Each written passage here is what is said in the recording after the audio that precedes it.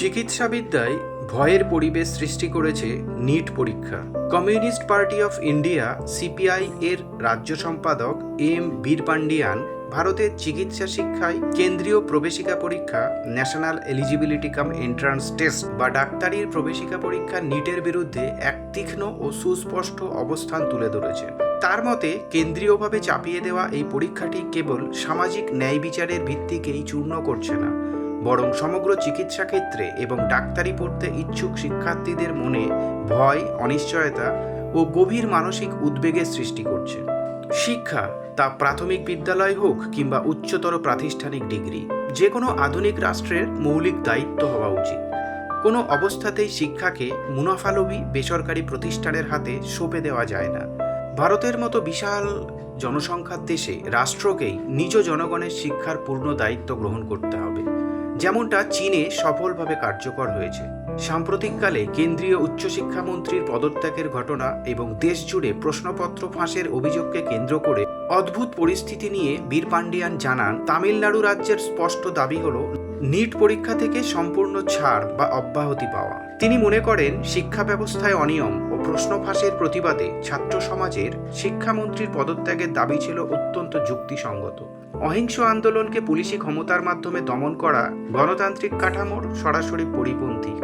Medical কলেজের ভর্তি প্রক্রিয়ায় নিট পরীক্ষার উপযুক্ততা নিয়ে প্রশ্ন তুলে বীরপান্ডিয়ান বিখ্যাত প্রয়াত স্নায়ুরোগ বিশেষজ্ঞ বি রামামূর্তির বক্তব্য স্মরণ করিয়ে দেন, যিনি বলেছিলেন, চিকিৎসা শিক্ষার যোগ্যতা কেবলমাত্র মুখস্থ বিদ্যা বা একটি একক পরীক্ষার নম্বরের উপর নির্ধারিত হতে পারে না।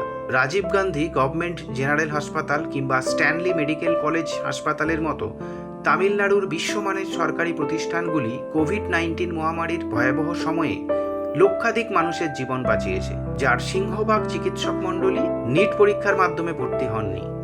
এতেই স্পষ্ট হয় যে নিট ছাড়াও অত্যন্ত যোগ্য ও দক্ষ ডাক্তার তৈরি করা সম্ভব। কেন নিট পরীক্ষায় কেন্দ্র বনাম রাজ্য দ্বন্দ্বে নতুন চিন্তা প্রয়োজন? নিট সংক্রান্ত বিতর্কটি কেবল একটি প্রবেশিকা পরীক্ষার কার্যকারিতার মধ্যে সীমাবদ্ধ নেই।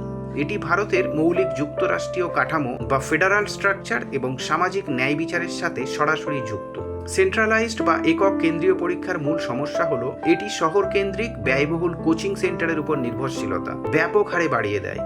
গ্রামীণ বা অর্থনৈতিকভাবে পিছিয়ে পড়া পরিবারের একজন শিক্ষার্থী যে রাজকীয় কোচিং ফি দিতে অক্ষম, সে কেবল বোর্ডের খুব ভালো বা এক্সট্রা অর্ডিনারি ফলাফলের পরেও পিছিয়ে পড়ে। শিক্ষা যদি সমতার সুযোগ তৈরি না করে বৈষম্য বাড়ায়, তবে তার সামাজিক ন্যায় বিচারের ধারণাকে ব্যাহত করে। ভারত একটি বিচিত্র দেশ, যেখানে প্রতিটি রাজ্যের রয়েছে নিজস্ব শিক্ষা বোর্ড, নিজস্ব ভাষার মাধ্যম। একটি একক সর্বভারতীয় প্রশ্নপত্রের মাধ্যমে পুরো দেশের চিকিৎসা মেধা পরিমাপ করার চেষ্টা আঞ্চলিক বৈচিত্র্য এবং রাজ্যগুলির স্বায়ত্তশাসনের অধিকারকে ক্ষুণ্ণ করে। কেবল একটি পরীক্ষা বাতিল বা চালু রাখা নিয়ে রাজনৈতিক দ্বন্দ্ব না বাড়িয়ে একটি ভারসাম্যপূর্ণ পথ খোঁজা অত্যন্ত জরুরি।